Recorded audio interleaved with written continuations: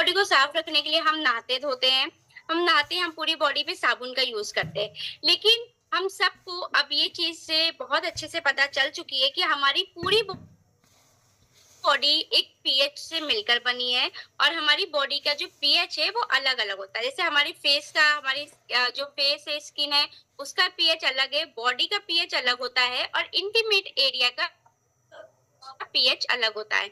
तो ये 3 पीएच हमारी बॉडी में होते हैं।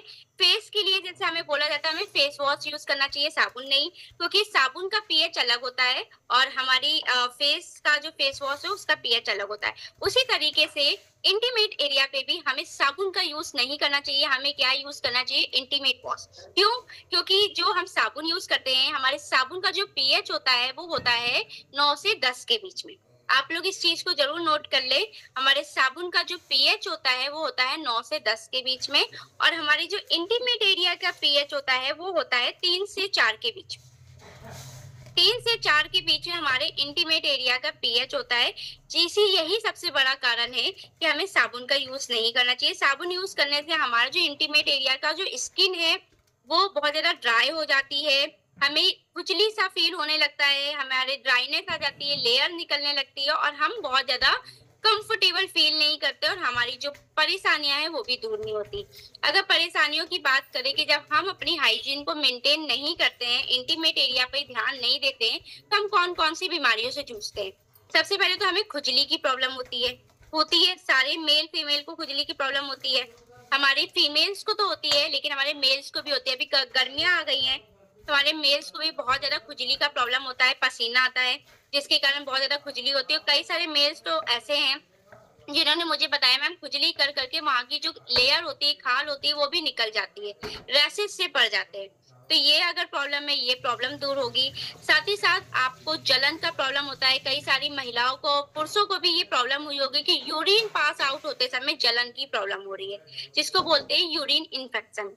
और इसके साथ-साथ और भी बहुत सारे इन्फेक्शन है, fungal infection, uterus infection, urine infection और हमारा यूटीआई इन्फेक्शन और ये इन्फेक्शन जब ज़्यादा बढ़ जाते हैं तो यूट्रस इन्फेक्शन हो जाता है जिसके कारण हमें बेबी कंसीव करने में प्रॉब्लम आती है और यूट्रस को रिमूव करते हैं। आजकल आपने देखा होगा कि फीमेल्स में यूट्रस बहुत जल्दी यूट्रस यानी बच्चेदानी को ऑपरेशन करके निकाला जा रहा है क्योंकि सबसे बड़ी प्रॉब्लम आ रही है कि छोटा सा भी इन्फेक्शन यूट्रस में पहुँचता है तो डॉक्टर सीधे बोल देते हैं कि आपका यूट्रस रिमूव करना है।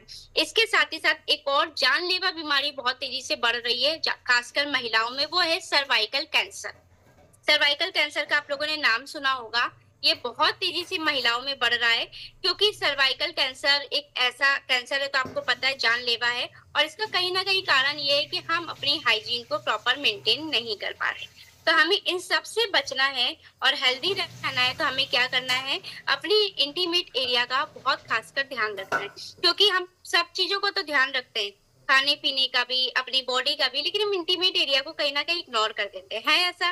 और जबकि हमारी पूरी बॉडी में सबसे नाजुक एरिया है इंटीमेट एरिया, सबसे नाजुक एरिया हमारा इंटीमेट एरिया है।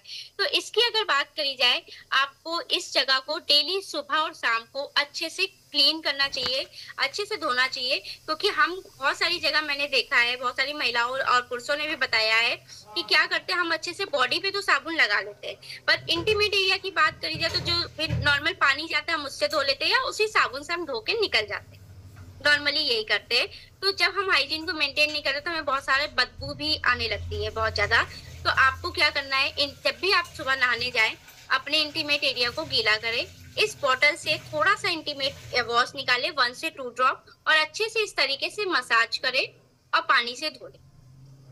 हमारा ये जो ब्लैक वाला है ये हमारा मेल्स के लिए इंटीमेट वॉश है और ये वाला हमारा जो है वो फीमेल्स के लिए है।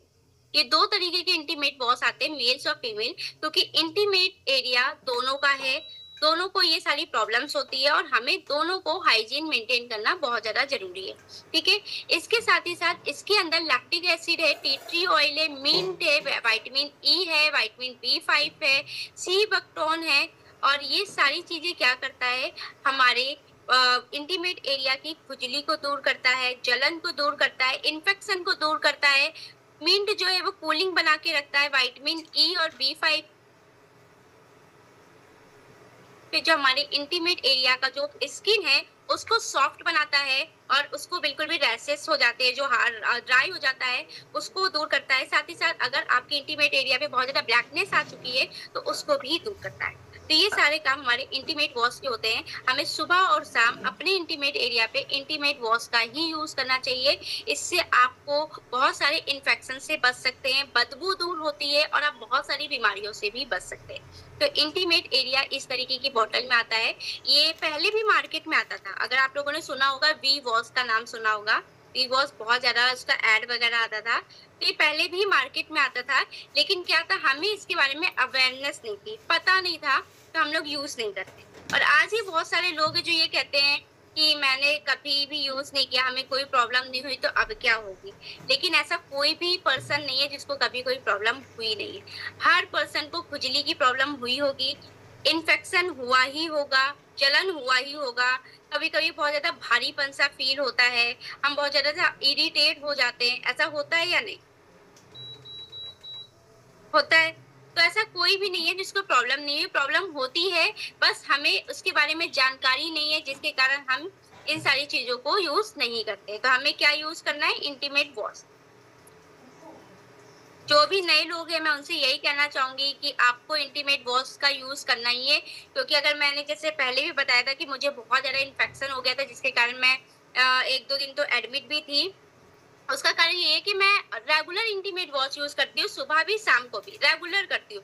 लेकिन हमारा पूरे नॉर्थ में ट्रैवल होता है, मैंने बोला ना चाहकर भी हमें कभी न कभी बाहर का खाना खाना पड़ता है, ना चाहकर भी हमें वॉशरूम्स यूज़ करने पड़ते हैं, ट्रेन के हैं या कभी किसी अदर जगह के जो बहुत गंदे होते हैं, साफ-सुथरे नहीं होते, जिसके कारण मुझे इन्फेक्शन हो गया था। तो कोई भी ये ना सोचे कि हमें कभी कुछ नहीं हुआ है तो होगा नहीं, हो सकता है, क्योंकि आजकल का एटमॉस्फेयर बहुत ज़्यादा चेंज हो चुका है। तो अगर आपको लाइफ में आगे बढ़ना है, आपको कुछ ना कुछ नया लेकर आना है अपनी लाइफ में, आपको इनकम ग्रो करनी है, सेल्फ डिपेंड रहना है, तो सबसे पहला स्टेप है कि अपनी हाइजीन को मेंटेन करना। सबसे पहला स्टेप, अगर आप हाइजीन मेंटेन नहीं कर रहे हैं, तो कहीं न कहीं आपकी लाइफ में, आपके करियर में और आगे बढ़ने के रास्ते में कहीं न कहीं एक रुकावट आ जाएगी। जैसे